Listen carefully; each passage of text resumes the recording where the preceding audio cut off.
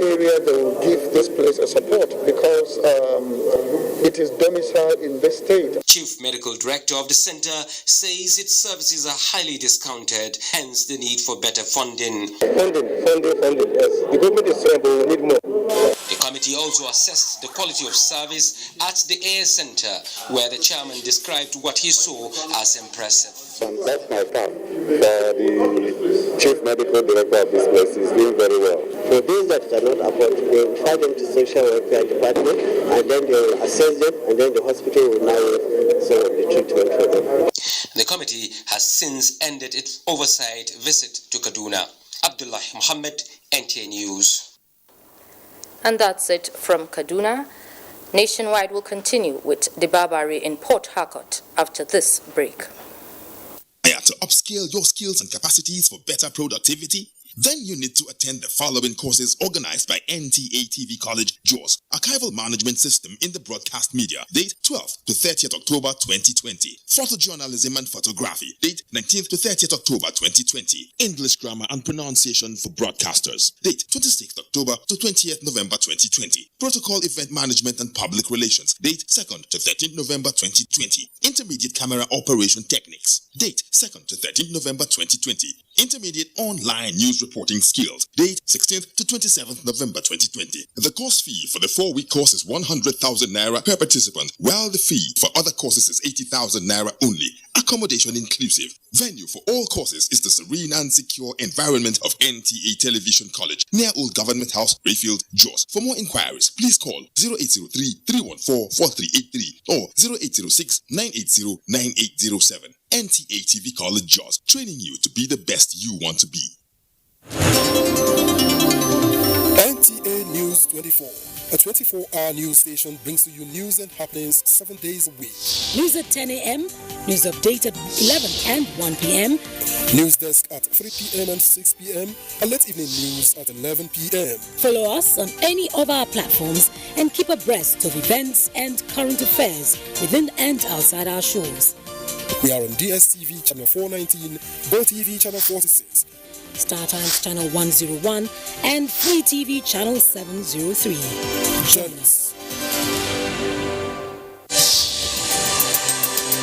A new edition of TV Guide is out, featuring great personalities from all walks of life. Expository interview with a young TV presenter who shows passion on what she does, Morayo Afolabi Brown of TVC. Pick a copy of this compendium of mind-blowing stories and get abreast with issues as regards media convergence, leadership, health, star profiles, star programs, fashion, sports, human angle stories, and lots more. Meet some media professionals within our space who have paid their dues in no small ways. TV Guide, very incisive, very educative, and compelling. Grab a copy at the vendor near you or NTA stations nationwide. TV Guide, your indispensable companion.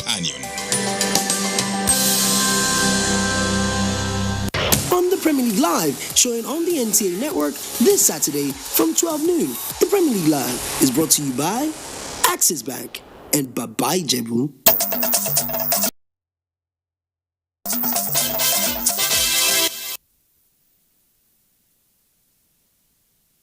To Port Harcourt. The initiative by the Revenue Mobilization and Fiscal Allocation Commission to correct the anomalies in its data have been commended by Governor Nyesom Wike. The governor gave the commendation when he granted audience to a delegation from the commission led by Alhaji Muhammad Kabiru Usman at Government House, Port Harcourt. Ogeniekwe completes the report. Governor Wike is appreciative of the fact that the Commission has recognized their responsibility to pay Rivers State its due entitlement from the Soku oil well. He set the record straight on the present ownership status. The governor also suggested a new revenue regime where the states would earn more revenue than the federal government because of their enormous responsibilities. Soku oil well does not belong to Bayelsa. Soku oil well belongs to Rivers.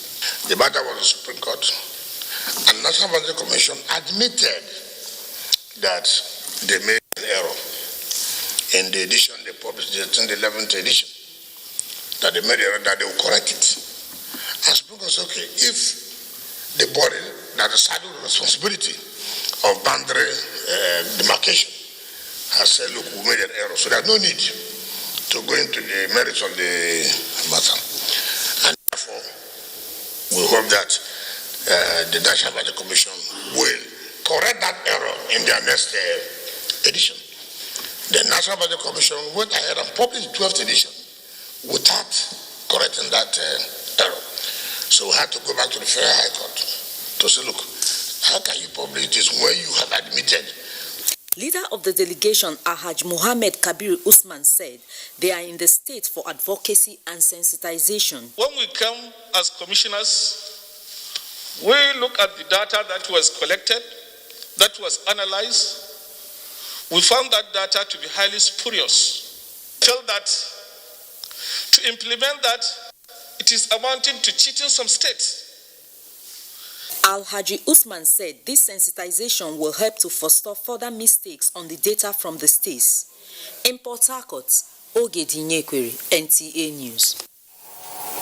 Minister of the Niger Delta Development Commission, Senator Godswill Akpabio, has described the newly furnished NDDC headquarters as a great achievement of President Muhammadu Buhari and a show of his love and concern for the Niger Delta region. The minister made this remark during a tour of the edifice in the company of key stakeholders of the ministry. Austin Achi Abraham reports. Construction of the headquarters building of the Niger Delta Development Commission, situated at Eastern Bypass, Marine Base, Port Harcourt, began over 20 years ago. Today, the story is different. This is because President Muhammadu Buhari has demonstrated commitment in ensuring that the project is completed and put to use. A milestone the Minister of Niger Delta, Senator Akpabio, and Professor on the late Interim Management Committee is proud of.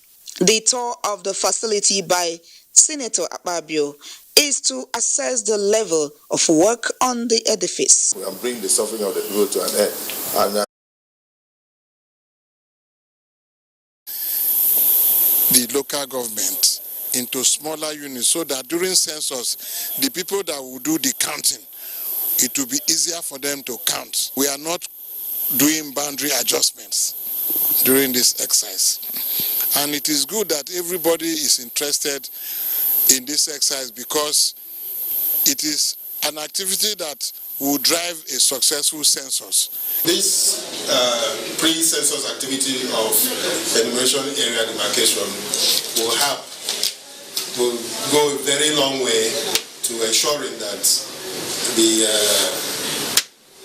census proper, the biometric census, takes place very, very properly.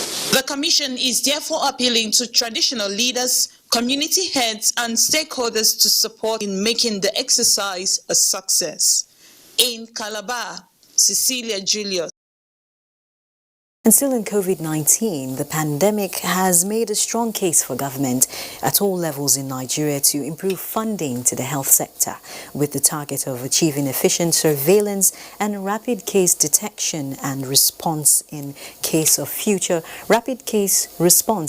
any future outbreak. Now, this was the resolution of speakers at the closeout dissemination seminar on strengthening epidemic response and systems project held virtually at the Nigeria Center for Disease Control headquarters in Abuja. Olusheye Adeabo reports. Collection of data for disease outbreak and control before the coming of strengthening epidemic response and system SARS project to Nigeria was said to be complex, as the manual process was a massive and time-consuming exercise. The experience continued for a while until 2015, when the United States Center for Disease Control and Prevention, US CDC, in conjunction to the general well-being of artists in the country, as well as generate revenue for the federal government of Nigeria. All public buildings and bridges will be required statutorily to be embellished at all public buildings